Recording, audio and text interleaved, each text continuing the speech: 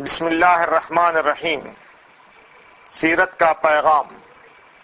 اس موضوع پر مولانا سید سلمان حسینی ندوی صاحب، استاد دارالعلوم ندوۃ العلماء لکھنؤ کا نیو کالج چنئی میں ہوا خطاب bhatkalis.com میں پیش خدمت ہے۔ سماعت فرمائیں۔ ونشهد أن لا إله إلا الله وحده لا شريك له ونشهد أن سيدنا ومولانا محمدا عبده ورسوله صلى الله تعالى عليه وعلى آله وأصحابه وأزواجه وذرياته وأهل بيته وبارك وسلم تسليما كثيرا كثيرا. أما بعد فأعوذ بالله من الشيطان الرجيم. بسم الله الرحمن الرحيم. يسبح لله ما في السماوات وما في الأرض الملك القدوس العزيز الحكيم. هو الذي بعث في الأميين رسولا منهم يتلو عليهم آياته ويزكيهم ويعلمهم الكتاب والحكمة وإن كانوا من قبل لفي ضلال مبين. صدق الله العظيم. برادران اسلام، حضرات و خواتین، حضرت رسول اکرم صلی اللہ علیہ وسلم کی ذات گرامی سے جو بھی جلسہ منسوب ہوتا ہے وہ جلسہ مقرر پر بہت بڑی ذمہ داریاں ڈال دیتا ہے۔ اگر اس جلسے کا انتخاب، اس جلسے کی نسبت دنیا کی کسی ایسی شخصیت کی طرف ہوتی جس نے دنیا میں کسی پہلو سے اصلاح کا کام کیا ہے تو دائرہ اس کا محدود ہوتا، ذمہ داری بھی محدود ہوتی اور بات کو سمیٹ کر لوگوں کے سامنے بآسانی پیش کر دیا جاتا۔ لیکن حضرت محمد مصطفیٰ صلی اللہ علیہ وسلم کی ذات گرامی جامع الصفات ہے، اور پھر یہ کہ وہ اللہ تعالیٰ کی طرف سے بھیجے ہوئے آخری نبی اور رسول ہے۔ خدا فرماتا ہے ما كان محمد ابا احد من رجالكم ولكن رسول الله وخاتم النبيين. محمد صلی اللہ علیہ وسلم تمہارے مردوں میں سے کسی کے باپ نہیں، بلکہ وہ اللہ کے پیغمبر ہیں اور تمام نبیوں کے سلسلے کو ختم فرمانے والے۔ وہ آخری نبی اور پھر وہ اللہ تعالیٰ کا آخری پیغام لے کر آئے۔ اس دنیا میں انسان کو زندگی کس طرح گزارنا ہے، اس کی تخلیق کا مقصد کیا ہے، اس کا انجام کس طرح ہوگا، اس کی کیا ذمہ داریاں اور ڈیوٹیاں ہیں، یہ وہ موضوع ہے جس کو خدا کے بھیجے ہوئے نبی اور رسول لے کر آتے ہیں۔ ان کا موضوع بہت نازک ہوتا ہے، بہت حساس ہوتا ہے، بہت وسیع ہوتا ہے، بہت گہرا ہوتا ہے۔ انسان کی ذات ہی کو اللہ تعالیٰ نے اس طرح بنائی ہے کہ اس پوری کائنات میں جتنی بھی رنگا رنگی ہے، جتنی بو قلمونی ہے، جتنی مختلف قسمیں اور جتنے مختلف شعبے ہیں، ایک انسان کے اندر یہ ساری قسمیں، یہ سارے شعبے اور یہ ساری رنگا رنگی پائی جاتی ہے۔ لہذا کسی ایک انسان کی اصلاح کرنا، اس کی تربیت کرنا، اس کو نئے ماحول سے روشناس کرنا ایک بہت بڑی ذمہ داری ہے۔ لہذا خدا کے کسی بھی نبی سے اگر اس جلسے کی نسبت ہوتی تو اس جلسے کی ذمہ داری بہت بڑی ہوتی، لیکن جب سید الانبیاء اور خاتم النبیین حضرت محمد مصطفیٰ صلی اللہ علیہ وسلم کی طرف یہ جلسہ منسوب ہے تو اس کی ذمہ داری جیسا کہ میں نے عرض کیا بہت اہم ہے، بہت بڑی ہے۔ ہمارے یہاں عام طور پر سیرت کے جلسوں میں یہ رواج ہو گیا ہے کہ حضرت محمد مصطفیٰ صلی اللہ علیہ وسلم کے نام نام مبارک سے ان جلسوں کو منسوخ کر کے ہم یہ تقریب منا لیتے ہیں. لوگ حاضر ہوتے ہیں، مقررین بھی تشریف لاتے ہیں، لوگوں کو خطاب کرتے ہیں اور رسول اکرم صلی اللہ علیہ وسلم کی پیدائش کے کچھ واقعات، مکی زندگی کے کچھ واقعات اور مدنی زندگی کے کچھ واقعات بیان کر دیے جاتے ہیں، اور گویا کہ اس کے بعد جلسہ سیرت کا اختتام ہو جاتا ہے. جو تقریب ہم کو منانی تھی وہ ہم منا چکتے ہیں. لیکن آپ ذرا خود غور فرمائیں اور اسلامی تاریخ کے جو مختلف دور گزر چکے ہیں ان مختلف دوروں کو اپنی نگاہ کے سامنے لائیں. جو اتار چڑھاؤ آتا رہا، جو نشیب و فراز آتے رہے، ان کو اپنی نگاہوں کے سامنے لائیں اور اس کے بعد خود اپنے سے یہ سوال کریں، کیا اللہ کے رسول کی طرف نسبت کر کے کسی جلسے کو کر لینے کے بعد ہم عہدہ برا ہو جاتے ہیں؟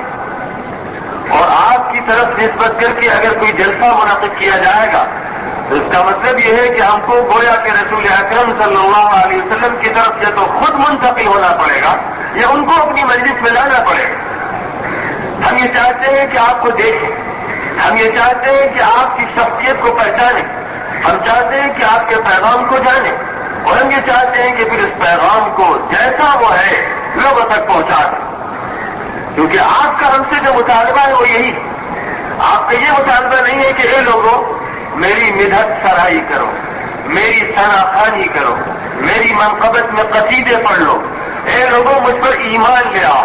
آپ کا صرف اتنا مطالبہ نہیں، بلکہ قرآن پاک کا مطالعہ کرنے والا اس حقیقت سے خوب اچھی طرح سے واقف ہے کہ رسول اکرم صلی اللہ علیہ وسلم کے قرآن پاک میں 5 حق بیان کیے گئے ہیں.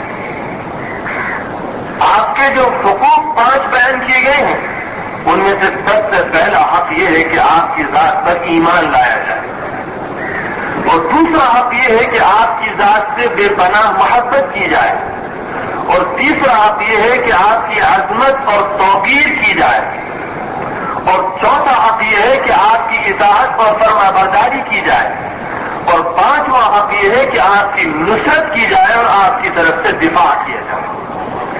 یہ 5 حقوق ہیں جو رسول اکرم صلی اللہ علیہ وسلم کے قرآن پاک میں بیان کیے گئے.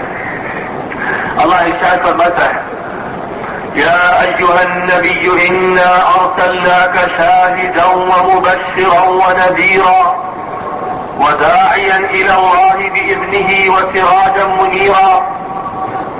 اور کہیں فرماتا ہے، یا ایھا النبی انا ارسلناک شاہدا ومبشرا ونذیرا لتؤمنوا باللہ ورسولہ وتعزروہ وتوقروہ وتسبحوہ بکرۃ واصیلا. اے نبی، ہم نے آپ کو بھیجا ہے لوگوں پر گواہ بنا کر، لوگوں کو دعوت دینے والا بنا کر، لوگوں کو آگاہ کرنے والا بنا کر، تاکہ اے انسانوں تم اللہ پر ایمان لاؤ اور اس کے پیغمبر پر ایمان لاؤ اور ان کی تعظیم کرو، ان کی توقیر کرو، اور اپنے خداوند قدوس کی صبح و شام تسبیح کرتے رہا کرو. یہاں پر آپ کے حقوق میں سے ایک حق ایمان کا بیان کیا گیا ہے، دوسرا حق نصرت کا بیان کیا گیا ہے. رسول اکرم صلی اللہ علیہ وسلم پر ایمان لانے کا مطلب کیا ہے؟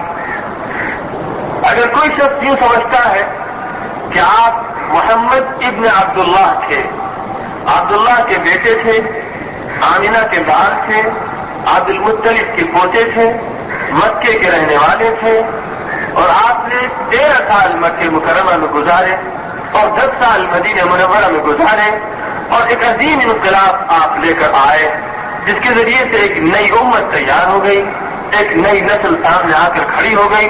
اگر صرف اس حیثیت سے کوئی شخص مانتا ہے تو اس کا ایمان مورخ کا ایمان، ایک ہسٹورین کا ایمان، وہ بحیثیت مورخ کی تسلیم کر رہا ہے، وہ بحیثیت ایک عام انسان کے مان رہا ہے، اس کو ایمان نہیں کہتے. ایمان کی جو بنیاد قرار دی گئی ہے وہ یہ، اشہد ان لا الہ الا اللہ، میں اس بات کی گواہی دیتا ہوں کہ اللہ کے علاوہ کوئی بھی معبود نہیں، اللہ کے علاوہ کوئی بھی اس کائنات کا مالک نہیں، اللہ کے علاوہ کوئی بھی حکمراں نہیں، اللہ کے علاوہ کوئی بھی قانون ساز نہیں، اللہ کے علاوہ کوئی بھی قادر مطلق نہیں، خدا کے علاوہ کوئی بھی مارنے اور جلانے والا نہیں۔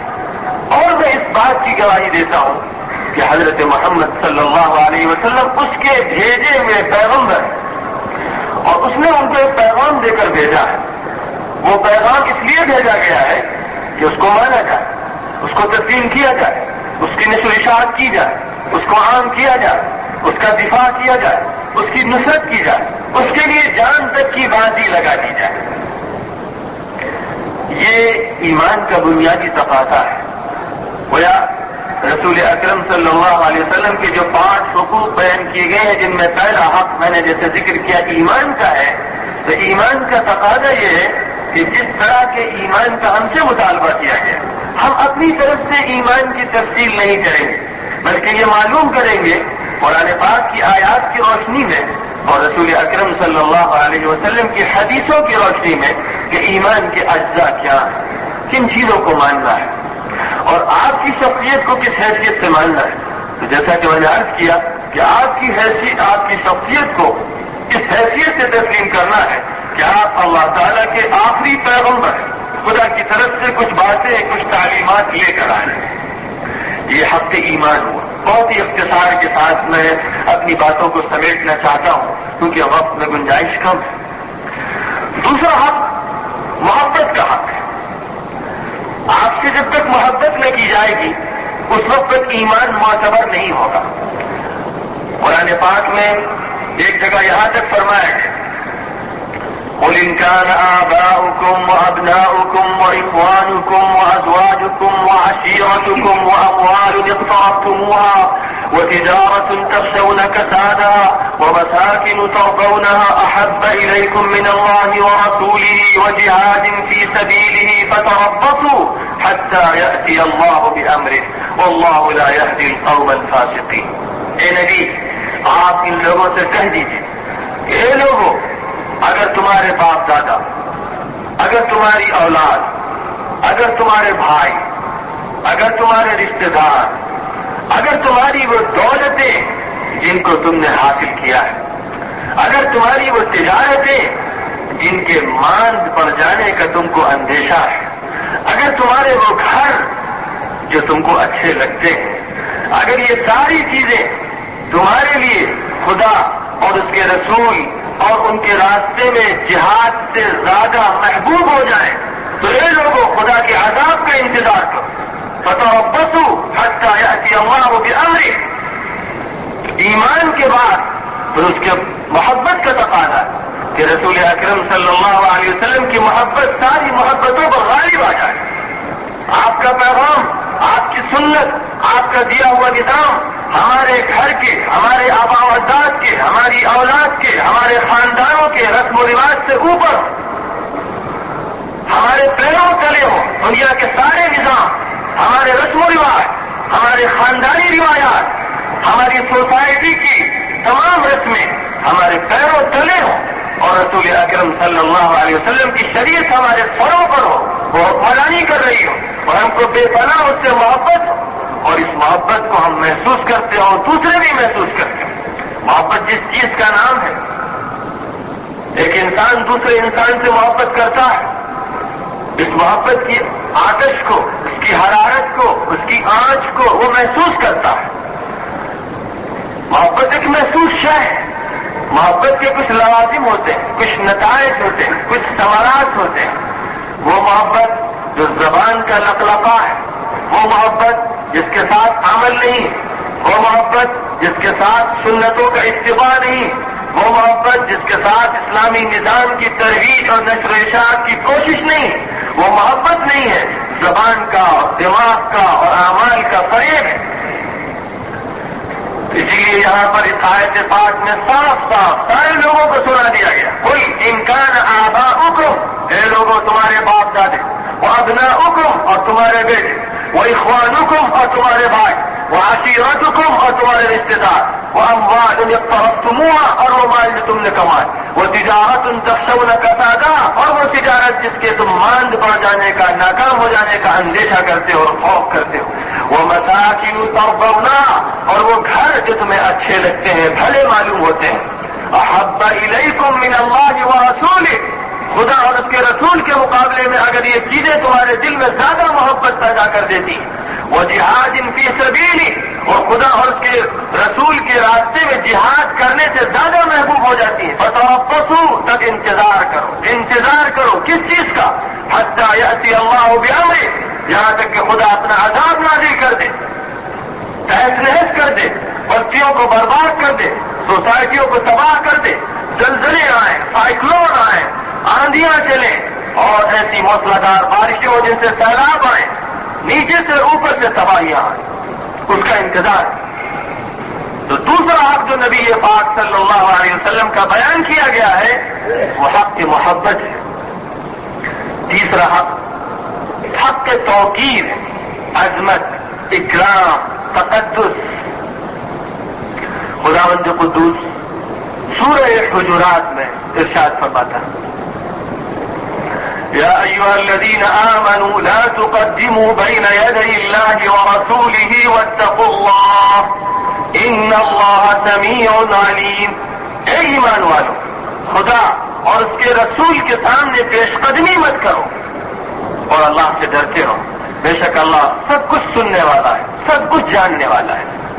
یا ایھا الذین آمنوا لا ترفعوا اصواتکم فوق صوت النبی ولا تجهروا له بالقول كجهر بعضكم لبعض ان تحبط اعمالكم وانتم لا تشعرون۔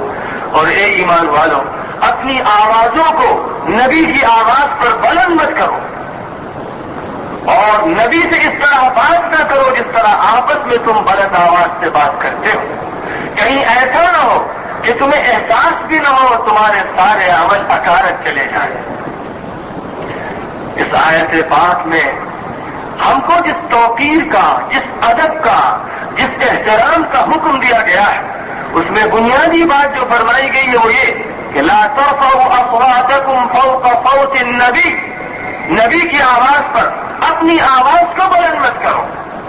نبی کی آواز ایک تو وہ تھی کہ جب مجلس نبوی میں حضرات صحابہ کرام رضی اللہ تعالی عنہم اجمعین بیٹھتے تھے اور نبی پاک صلی اللہ علیہ وسلم تشریف فرما ہوتے تھے اور آپ قرآن پاک کی آیتیں پڑھ پڑھ کر سناتے تھے اور احادیث اپنی ذکر فرماتے تھے، تو صحابہ کرام کی کیفیت یہ ہوتی تھی گویا کہ ان کے سروں پر چڑیا بیٹھی ہوئی ہے، سکون اور وقار اور عظمت کی یہ کیفیت ہوتی تھی۔ ایک تو یہ تعظیم، اور دوسری تعظیم یہ ہے کہ ہمارے نبی نے جو فرمایا ہے، جو سنت ہم کو دی ہے، جو حدیثیں ہم تک پہنچوائی ہیں، ان حدیثوں، ان سنتوں اور قرآن پاک کے احکام اور تعلیمات کے اوپر اپنی آواز بلند کرنا حرام ہے، بے ادبی ہے رسول پاک صلی اللہ علیہ وسلم کے ساتھ۔ اگر کوئی شخص یہ کہتا ہے کہ فلاں قانون اسلام کے قانون سے بہتر ہے، فلاں نظام اسلامی نظام سے بہتر ہے، فلاں طریقہ کار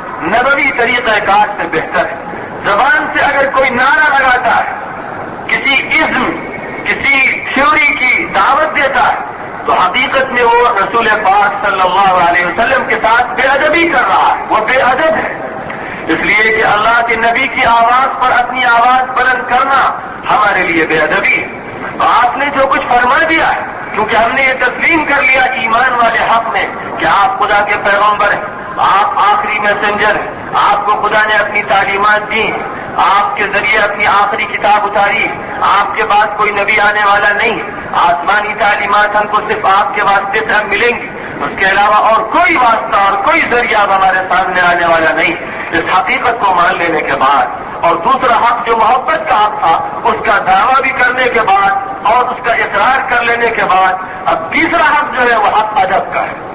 ادب اور احترام کا تقاضا صرف یہ نہیں ہے کہ مدینہ منورہ کی محبت کا اظہار کر دیا جائے، گنبد خضرا کو یاد کر لیا جائے، کچھ اشعار پڑھ لیے جائیں، کچھ اشعار سن لیے جائیں، کچھ جلسے کر لیے جائیں، کچھ جلسوں کو اٹینڈ کر لیا جائے۔ اگر رسول اکرم صلی اللہ علیہ وسلم کی منشا صرف یہی ہوتی تو عبداللہ ابن ابی بھی سب سے بڑا مومن ہوتا۔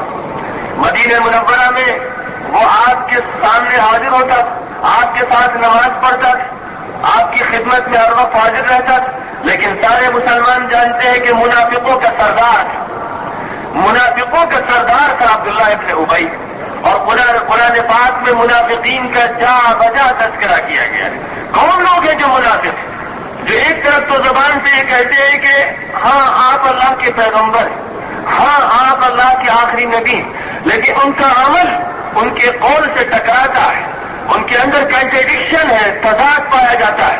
قرآن ایسے لوگوں کو منافق قرار دیتا ہے. فرمایا گیا سورہ منافقون اذا جاءك المنافقون قالوا نشهد انك لرسول الله والله يعلم انك لرسوله والله يشهد ان المنافقين لكاذبون.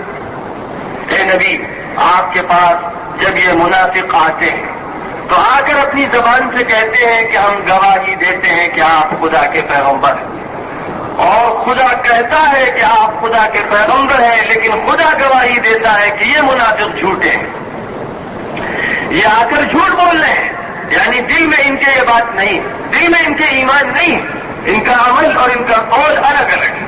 زبان سے جو کہتے ہیں، عمل سے اس سے گریز کرتے ہیں. ان کا حال یہ وَإِذَا قِيلَ لَهُمْ تَعَالَوْا إِلَىٰ مَا أَنزَلَ اللَّهُ وَإِلَى الرَّسُولِ رَأَيْتَ الْمُنَافِقِينَ يَصُدُّونَ عَنكَ صُدُودًا.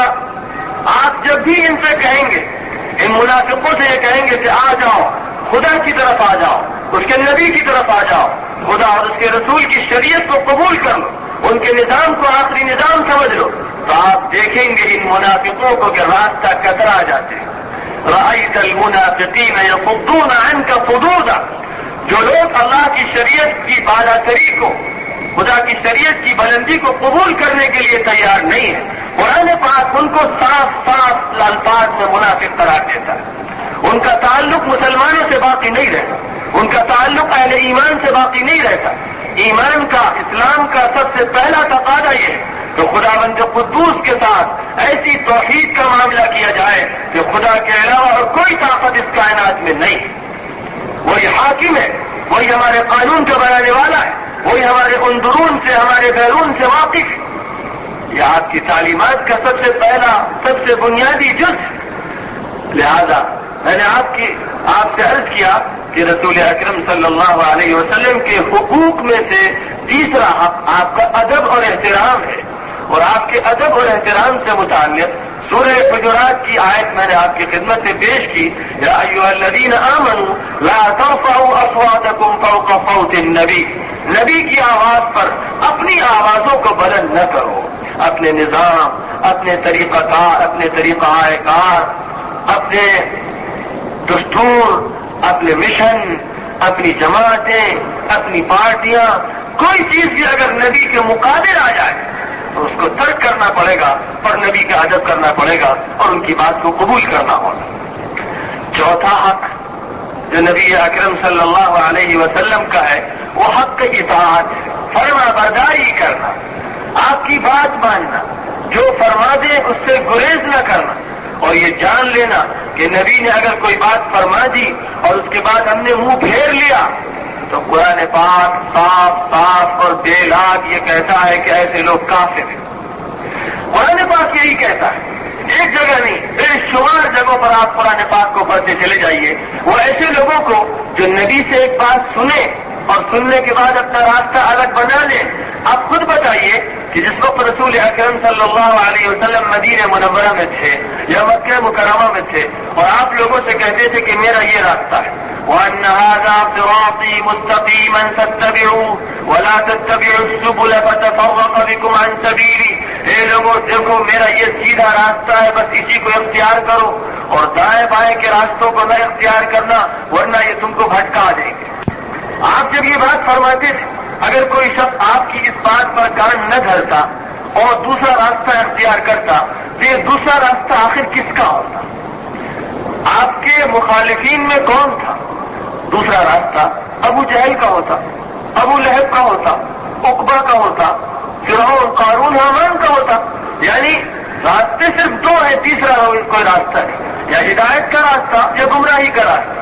ہدایت کا راستہ متعین ہے، گمراہی کا راستہ بھی متعین ہے. لہذا یہ تو نبی کا دامن تھام لو، یہ ابو جہل کا دامن تھام. تیسری کوئی شکل نہیں کہ نبی کا بھی ہاتھ پکڑے رہیں گے، ابو جہل کا بھی ہاتھ پکڑے رہیں گے، ادھر بھی گاڑی چلاتے رہیں گے، ادھر بھی چلاتے رہیں گے. رند کے رند رہیں گے، جنت بھی ہاتھ سے نہ جانے دیں گے، اس کا ہمارے اسلام میں کوئی گزر نہیں، کم از کم مذہب اسلام میں اس کی کوئی گنجائش نہیں۔ دوسرے مذاہب میں جو کمپرومائز کر لیتے ہیں ان کی گنجائش ہوگی، لیکن یہ مذہب اسلام جو توحید کے تصور پر قائم ہے، اور توحید کا تصور محدود نہیں ہے، بڑا وسیع اور ہمگیر، اور وہ تصور ایسا ہے کہ ہماری زندگی کے ہر پہلو سے متعلق ہے۔ ہم ہر اعتبار سے صرف اللہ کے بندے ہیں، اور اللہ کی بندگی کو ہم نے تسلیم کیا ہے حضرت محمد مصطفیٰ صلی اللہ علیہ وسلم کے واسطے سے اور ان کے ذریعے سے، لہذا ہم نے ان کو پیغمبر مانا اور خدا کو اپنا مالک اور آقا مانا ہے۔ اس بنیاد پر ہم اپنے نبی اکرم صلی اللہ علیہ وسلم کی اطاعت کرنے کے ذمہ دار ہیں۔ قرآن پاک کہتا ہے وَمَا أَرْسَلْنَا مِن رَّسُولٍ إِلَّا لِيُطَاعَ بِإِذْنِ اللَّهِ، ہم نے کوئی پیغمبر بھی نہیں بھیجا مگر صرف اس لیے کہ اس کی فرما برداری کی جائے اللہ کے حکم سے۔ پیغمبر کے بھیجنے کا تنہا مقصد یہ ہے اس کے مشن کو چلایا جائے، اس کے نظام پر عمل کیا جائے، اس کی بات تسلیم کی جائے، اور اس کے بعد کو اس کی بات کو عام کیا جائے، اس کے علاوہ اور کوئی شکل تیسری نہیں۔ کہیں فرمایا یا ایھا الذین آمنوا اطیعوا اللہ واطیعوا الرسول واولی الامر منکم، اے ایمان والو اللہ کی فرما برداری کرو اور نبی کی فرما برداری کرو، اور تم میں جو اولو الامر ہو یعنی خدا اور رسول کے نظام اور ان کی شریعت کو چلانے والے ہوں ان کی بات مانو۔ اور آگے فرما دیا گیا فَإِن تَنَازَعْتُمْ فِي شَيْءٍ فَرُدُّوهُ إِلَى اللَّهِ وَالرَّسُولِ إِن كُنتُمْ تُؤْمِنُونَ بِاللَّهِ وَالْيَوْمِ الْآخِرِ، اور اگر آپس میں تمہارا کوئی جھگڑا ہو جائے، یہ کوئی اختلاف پیش آ جائے، تو خدا اور اس کے رسول کے دربار میں اس کو پیش کرو اگر تمہارے اندر خدا پر اور آخرت پر ایمان ہے، ورنہ صاف صاف کہہ دو کہ ہم کافر ہیں، ہمارا اسلام سے کوئی رشتہ و ناتا نہیں۔ یہ کیا بات ہے کہ اسلام کے تھیلے میں بھی رہنا چاہتے ہو اور اسلام کے تھیلے سے نکلنا بھی چاہتے ہو؟ تو قرآن پاک نے جا بجا رسول اکرم صلی اللہ علیہ وسلم کی اطاعت اور فرما برداری کا صاف صاف حکم دیا ہے۔ پھر صرف اطاعت ہی پر اکتفا نہیں ہے کہ میں فرما برداری کر رہا ہوں، آپ کی بات مان رہا ہوں، آپ کے قوانین کو تسلیم کر رہا ہوں، آپ کی سنتوں کو اختیار کر رہا ہوں، بس میری اتنی ذمہ داری ہے، یہاں پر بھی اکتفا نہیں، ابھی پانچواں حق باقی ہے۔ آپ کی شریعت پر حملہ، آپ کی سنت پر اعتراضات کیے جائیں، آپ کے راستے پر روڑے اٹکائے جائیں، اب ہماری ذمہ داری ایک اور ہو جائے گی، ایک اور حق دفاع اور حق نصرت۔ یہاں ہم کو اپنے نبی کے نظام کی نصرت کرنا پڑے، مدد کرنا ہوگا، دفاع کرنا ہوگا، اور تمام باطل طاقتوں کا مقابلہ کرنا ہوگا۔ اور مکہ مکرمہ کا وہ منظر جب مارے کے حق و باطل قائم تھا اس کو دہرانا ہو۔ فرمایا گیا یا ایھا الذین آمنوا کونوا انصار اللہ كما قال عيسى ابن مريم للحواريين من أنصاري إلى الله قال الحواريون نحن أنصار الله۔ اے ایمان والو خدا کے انصار بن جاؤ، خدا کے مددگار بن جاؤ، یعنی اس کے دین کے، اس کے نظام و شریعت کے مددگار بن جاؤ۔ جس طرح کہ عیسیٰ نے اپنے حواریوں سے کہا تھا کہ کون ہے جو اللہ کے راستے میں میرا مددگار بنے گا، تو حواریین نے کہا تھا کہ ہم اللہ کے دین کے مددگار ہیں اور آپ کے ساتھ شامل ہیں۔ حق نصرت اور حق دفاع، اور حق دفاع اس حد تک کہ جس حد تک صحابہ کرام رضی اللہ تعالی عنہم اجمعین نے کر کے دکھایا، ایک ایک فرد کو زمین پر گھسیٹا جا رہا ہے، ایک ایک فرد پر ہر طرح کے عذاب اور ہر طرح کی شدت اور سختیوں کو آزمایا جا رہا ہے، اس کے سینے پر گرم گرم سلیں رکھی جا رہی ہیں، اس کی چربی کو انگاروں کے ذریعے پگھلایا جا رہا ہے، لیکن اس سب کے باوجود اس کا کیا حالت ہے؟ وہ بار بار یہ کہہ رہا ہے احد احد احد، میں شرک نہیں کر سکتا، خدا ایک، خدا ایک، خدا ایک۔ یہ بلا کی طاقت ہے جس نے اسلام کے اندر ایک کرنٹ دبایا، اور یہی وہ طاقت ہے کہ جب مسلمانوں کے پاس تھی تو مکہ مکرمہ کے چھوٹے سے شہر میں محدود نہیں رہے، انہوں نے باطل کے کنگورے گرا دیے، انہوں نے صنم خانوں کو ختم کر دیا، وہ مدینے منتقل ہوئے، اور مدینے میں بھی ٹھہرے نہیں بلکہ وہاں سے آگے بڑھتے چلے گئے، شام تک پہنچے، رومن امپائر تک پہنچے، پرشین امپائر تک پہنچے، چین تک پہنچے، اسپین تک پہنچے، افریقن کنٹریز کو انہوں نے اپنے ہاتھ میں لیا، نظام ان کا پھیلتا گیا، بڑھتا گیا، کیونکہ وہ اللہ کے نبی کی تربیت یافتہ تھے، انہوں نے توحید کا سبق سیکھا، اور جس دن سے مسلمانوں نے توحید کے سبق کو بھلا دیا، اور یہ 5 حق جو نبی اکرم صلی اللہ علیہ وسلم کے ذکر کیے گئے، ایمان کا حق، محبت کا حق، تعظیم کا حق، اطاعت کا حق، نصرت اور حمایت کا حق، یہ 5 حقوق جس دن سے مسلمانوں نے بھلا دیے، اور بس ایک حق، اور وہ بھی ناقص، ادھورا، یعنی ایمان کا ایک حق، اور جیسے میں نے عرض کیا ادھورا ایمان، ناقص ایمان باقی رہ گیا، جس کا نتیجہ یہ ہے کہ وہ سمٹتے چلے گئے، سکڑتے چلے گئے، ہزیمت اور شکست خوردگی کے شکار ہوتے چلے گئے۔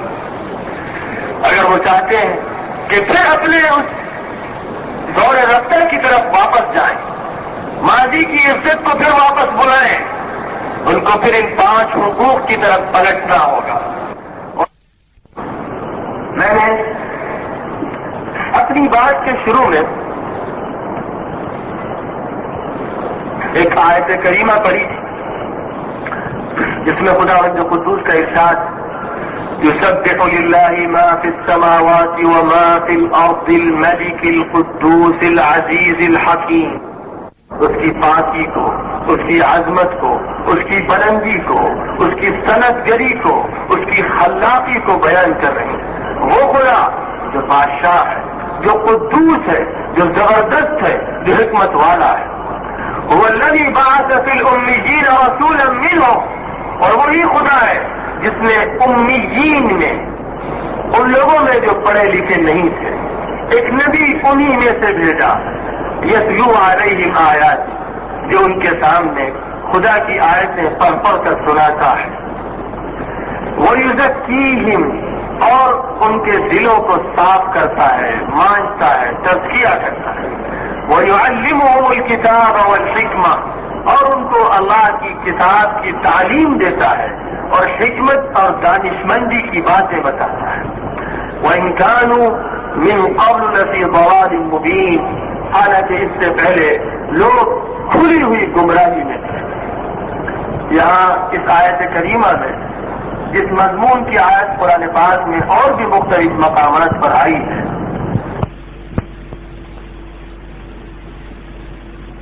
مسلمانوں کا نہیں، انسانوں کا اگر کوئی دستور ہے تو وہ قرآن پاک ہے۔ اس بات کو بوانگ دو حل اور ڈنکے کی چوٹ پر ہر مسلمان کو کہنا چاہیے، اس میں شرمانا نہیں چاہیے، جھجکنا نہیں چاہیے۔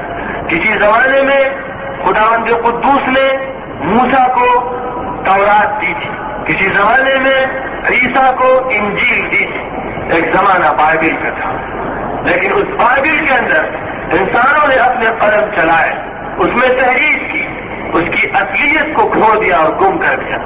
خداوند قدوس نے اپنے آخری نبی پر آخری دستور انسانوں کی زندگی کے سنوارنے اور بنانے کے لیے نازل فرمایا، جس کا نام قرآن ہے۔ ہم آج مسلمان، وہ مسلمان کے جو قومی طور پر مسلمان ہیں، نیشنلسٹ مسلمان، یعنی اس لیے کہ ہمارے ابا مسلمان ہیں میں بھی مسلمان، میں فلاں گھر میں پیدا ہوا ہوں جو مسلم گھر ہے اس لیے میں مسلم ہوں۔ یاد رکھیے کہ مسلمان کوئی بھی بائی برتھ نہیں ہوتا، اس معنی میں نہیں ہوتا کہ اس کے باپ مسلمان تھے اس لیے وہ مسلمان، بلکہ رسول اکرم صلی اللہ علیہ وسلم کی حدیث ہم کو یہ بتاتی ہے کہ اس کائنات میں پیدا ہونے والا ہر بچہ مسلم ہوتا ہے۔ وہ کسی ہندو کیا پیدا ہو، کسی جینی کیا پیدا ہو، کسی کرسچن کیا پیدا ہو، کسی جیو کیا پیدا ہو، کسی کے یہاں پیدا ہو، جب وہ پیدا ہوتا ہے تو مسلم ہوتا ہے۔ حدیث میں فرمایا کہ کل مولود یولد علی الفطرہ فابواہ یحودانہ او ینصرانہ او یمجسانہ، ہر پیدا ہونے والا بچہ فطرت اسلام پر پیدا ہوتا ہے، یعنی اسلام کسے کہتے ہیں؟ خدا کے سامنے جھک جانا، خدا کے سامنے سرنڈر ہو جانا، خدا کے حوالے ہو جانا، خدا کے سامنے بے طاقت ہونا۔ تو بچہ جب پیدا ہوتا ہے معصوم ہوتا ہے، نہ اس کی زندگی میں گناہ ہوتے ہیں، نہ اس کے پاس تصورات ہوتے ہیں، نہ اس کے پاس عقائد ہوتے ہیں، نہ اس کے پاس کوئی کسی قسم کا تصور ہوتا ہے۔ وہ خالی تختی کی طرح، خالی ایک ٹیپ کی طرح، ایک خالی کمپیوٹر کی طرح آتا ہے۔ اس کے بعد اس کے ماں باپ اس کو یہودی بنا دیتے ہیں، عیسائی بنا دیتے ہیں، مجوسی بنا دیتے ہیں، آتش پرست بنا دیتے ہیں. گویا گھر کا جو ماحول ہے وہ ماحول اس کی نئی تشکیل کرتا ہے. گویا کہ ریکنسٹرکشن کا کام ہوتا ہے. وہ تو بنا بنایا مسلم آیا تھا، اب آپ اپنے سانچے میں ڈھال کر اس کو غیر مسلم بنا دیتے ہیں. تو کسی مسلمان کے گھر میں اگر کوئی بچہ پیدا ہو رہا ہے تو محض اس وجہ سے کہ مسلمان کے گھر میں پیدا ہوا ہے اس کو مسلمان ہم نہیں کہہ سکتے، اور اگر کہہ سکتے ہیں تو سب کو کہہ سکتے. بالغ ہونے کے بعد پھر یہ دیکھا جائے گا کہ وہ اپنے انتخاب سے کس راستے کو اختیار کرتا ہے. اگر وہ اسلام کے راستے کو اختیار کرتا ہے، یعنی اس کی فرما برداری کرتا ہے، اس کی اطاعت کرتا ہے، اس پورے نظام کو تسلیم کر لیتا ہے تو وہ مسلم ہے. اور اگر وہ اس نظام کو تسلیم نہیں کرتا ہے تو غیر مسلم ہے. صاف صاف بات.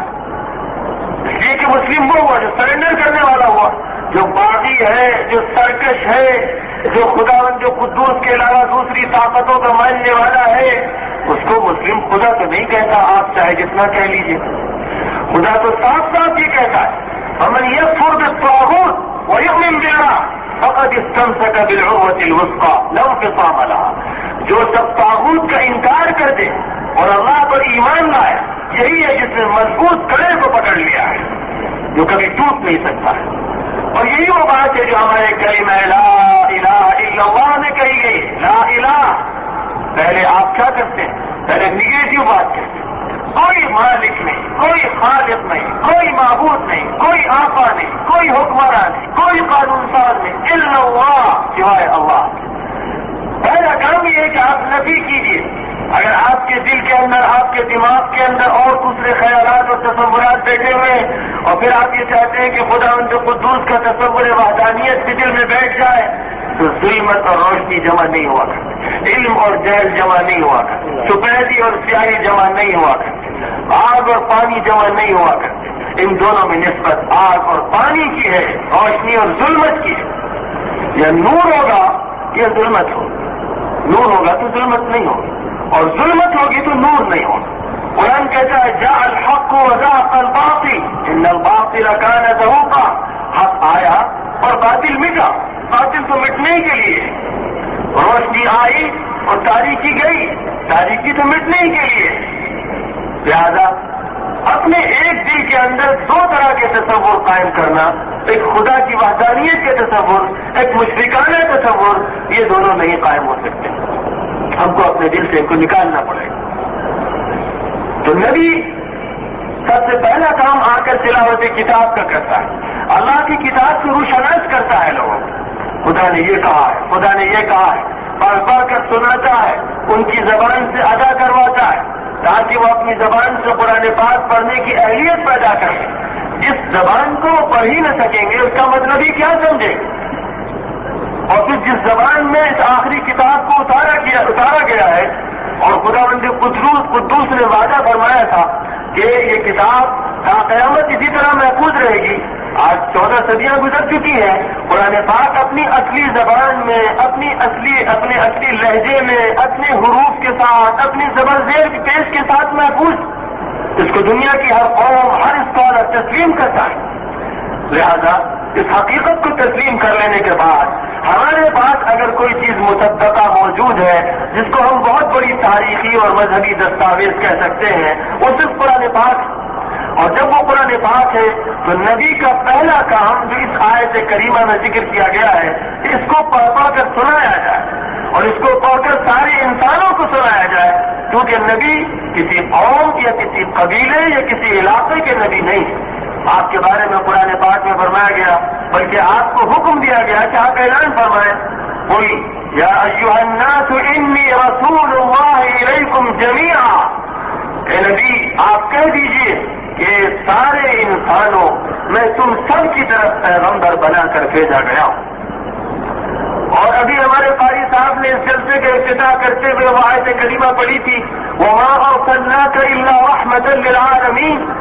اے نبی ہم نے آپ کو سارے جہانوں کے لیے رحمت کا پیغام بنا کر بھیجا ہے. تو آخر یہ رحمت آج سمٹ کیوں گئی؟ یہ محدود کیوں ہو گئی؟ یہ رحمت آپ کے چھوٹے چھوٹے سے گھروں میں اور یہ رحمت آپ کے کچھ محلوں اور مسجدوں میں کیوں سمٹی ہوئی؟ اس رحمت کو عام کیوں نہیں کیا جاتا جو رحمت عام ہونے کے لیے آئی تھی؟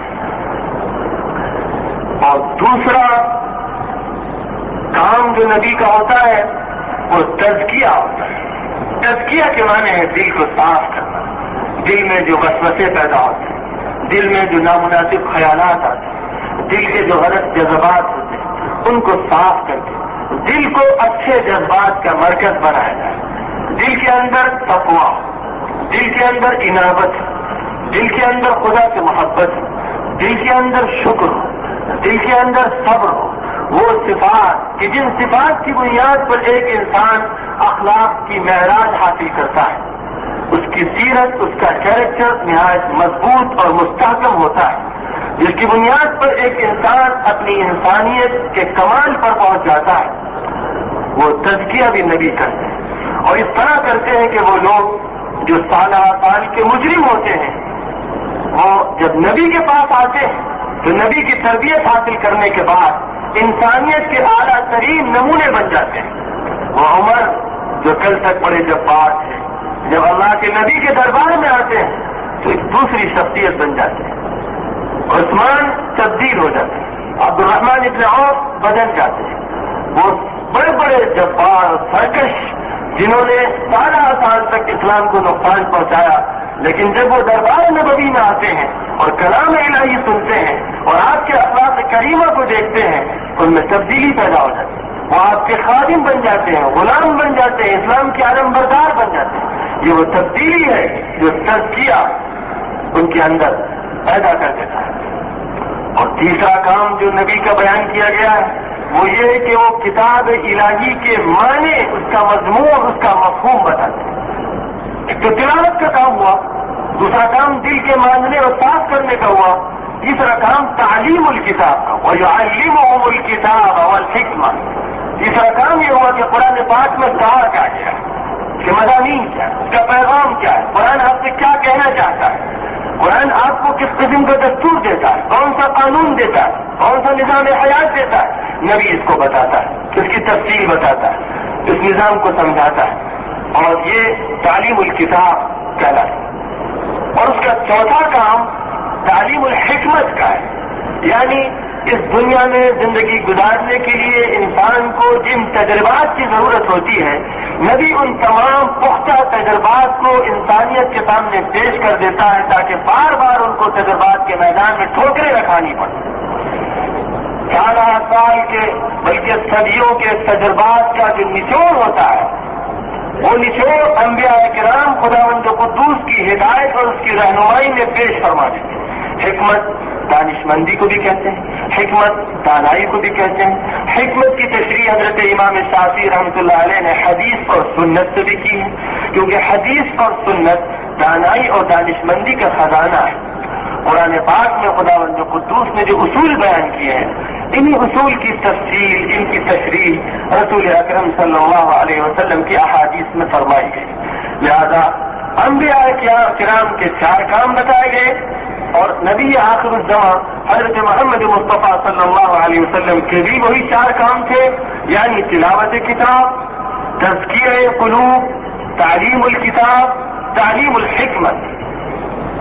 اور 5 حقوق بیان کیے گئے: حق ایمان، حق محبت، حق توقیر، حق اطاعت، حق نصرت اور حمایت. یہ 9 نکاتی ایک پروگرام آپ کو دے دیا گیا. میرے بزرگوں اور دوستوں، رسول اکرم صلی اللہ علیہ وسلم کی سیرت حقیقت میں ایک شدید مطالبہ ہے، اور اس شدید مطالبے سے ہم آسانی سے عہدہ برا نہیں ہو سکتے. ہم کو اپنے اس موجودہ معاشرے میں تبدیلی لانا پڑے، ہم کو ایک نیا معاشرہ جنم دینا پڑے. ہم جہاں سے چلے تھے ہم کو ادھر واپس جانا پڑے.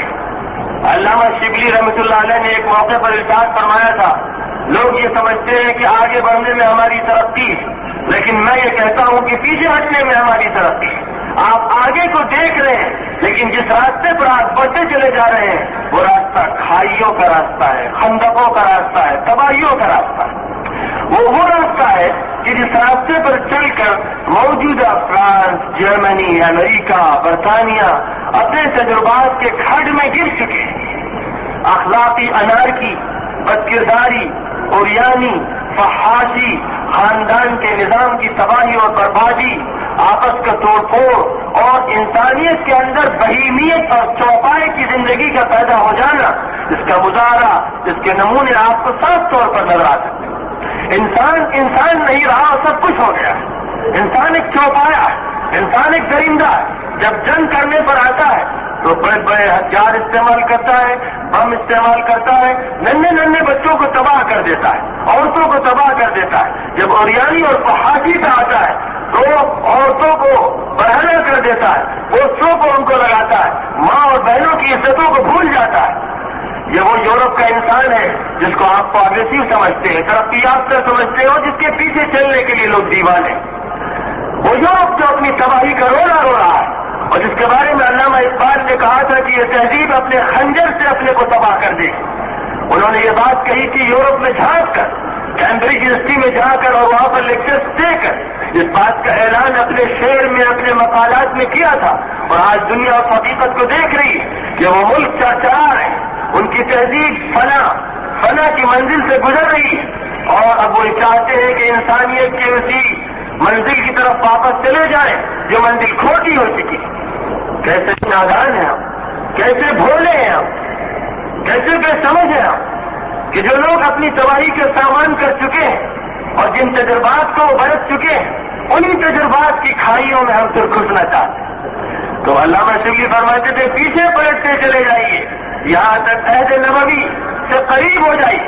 جب آپ عہد نبوی سے قریب ہو جائیں گے تو آپ خود محسوس کریں گے کہ اب آپ میں ایک نئی طاقت، ایک نئی امنگ، ایک نیا جوش آپ میں خالد ابن ولید پیدا ہو، ابو عبیدہ ابن الجراح پیدا ہو، عامر ابن العاص پیدا ہوں گے، سعد ابن ابی وقاص پیدا ہوں گے، وہ مجاہدین، وہ فاتحین، وہ خدا کے نام کو بلند کرنے والے، وہ خدا کی شریعت کے جھنڈے گاڑنے والے، جنہوں نے ہندوستان کی اس مشرکانہ سرزمین کے اندر توحید کے علم بلند کی۔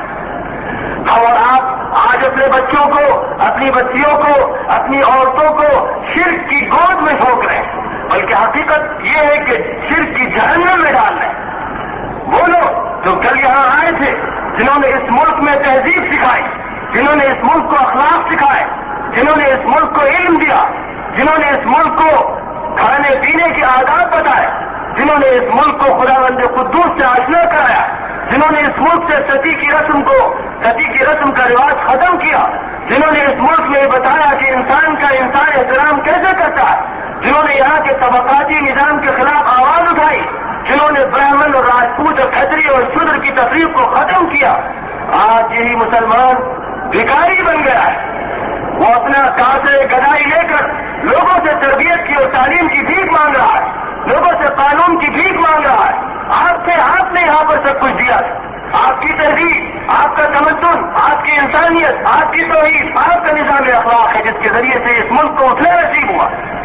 محمد ابن قاسم ثقفی 17 سال کا وہ نوجوان جس نے اسلامی فوجوں کی قیادت کی تھی اور سندھ کے دروازے کو کھولا تھا، آج لوگ اس کو بھول گئے۔ آج لوگوں کو اگر یاد ہے تو چند حقیر اور ذلیل قسم کے ایکٹرز اور ایکٹریسز یاد ہیں۔ آج ان کے گھروں پر تذکرے، آج وہ فلمیں دیکھی جا رہی ہیں،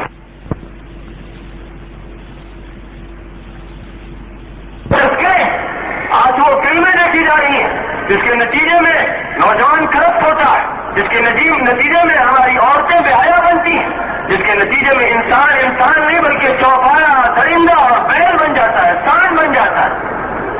آج اس نظام کو ہم نے قبول کر لیا ہے، اس پر ہم کو فخر و ناز۔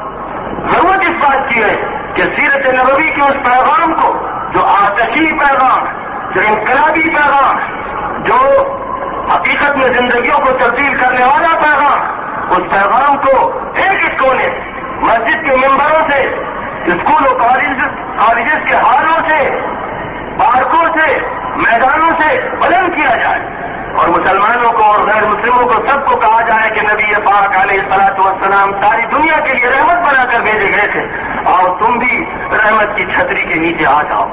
وما ارسلناک الا رحمۃ للعالمین۔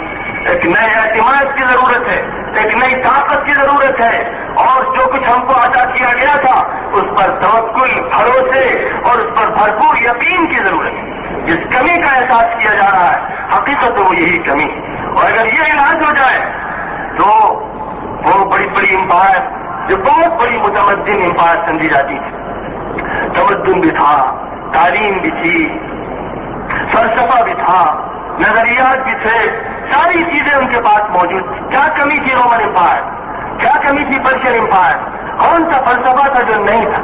آج آپ جن فلسفوں کو سمجھتے ہیں کہ نہیں، آپ جن فلسفوں کے بارے میں یہ سوچ رہے ہیں کہ جدید کمیونزم ہو، کیپٹلزم ہو، نیشنلزم ہو، میں آپ سے کہتا ہوں کہ ذرا قدیم تاریخ کا مطالعہ کیجیے تو آپ دیکھیں گے کہ یہ نظریات، افکار و تصورات دنیا میں بار بار پیش کیے گئے، نام بدلتے رہے، نام بدلتے گئے، کبھی مصداقیت کی شکل میں، کبھی معنویت کی شکل میں، کبھی باطنیت کی شکل میں، کبھی اخوان الصفا کی شکل میں.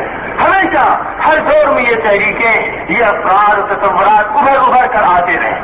لیکن جب بھی انبیاء کرام کی طاقت سے لیس ایمانی فوج اور مومن علم بردار سامنے آئے تو یہ سارے فلسفے اور نظریات بکھر کے رہ گئے، ان کا تار و پوش ٹوٹ گیا ہے. آج بھی اگر مسلم نوجوان، آج بھی اگر مسلم عورتیں اور بچیاں خداوند قدوس کے دیے ہوئے اس نظام پر یقین کر کے اپنے گھروں اور اپنے معاشرے کے علاج کا فیصلہ کر لیں اور یہ تہیا کر لیں کہ عائشہ صدیقہ اور فاطمہ رضی اللہ تعالی عنہ کا نظام ہمارے گھروں میں قائم ہو کر رہے، اور مسلمان نوجوان یہ طے کر لیں کہ خبیب، خباب، بلال، مصعب، ان کی زندگی، ان کے افکار، ان کے تصورات، ان کی بلند آہنگی، ان کی جرأت، ان کی مردانگی، اس کو پھر واپس لانا ہے. تو میں آپ سے وعدہ کرتا ہوں، پورے یقین کے ساتھ کہتا ہوں، وہ یقین جو قرآن پاک نے مجھے دیا ہے، قرآن پاک کی ایک ایک آیت پر آپ بھی کہتے ہیں کہ یقین، لیکن آپ مجھے بتائیں کہ کیا آپ کو اہدنا الصراط المستقیم پر یقین ہے؟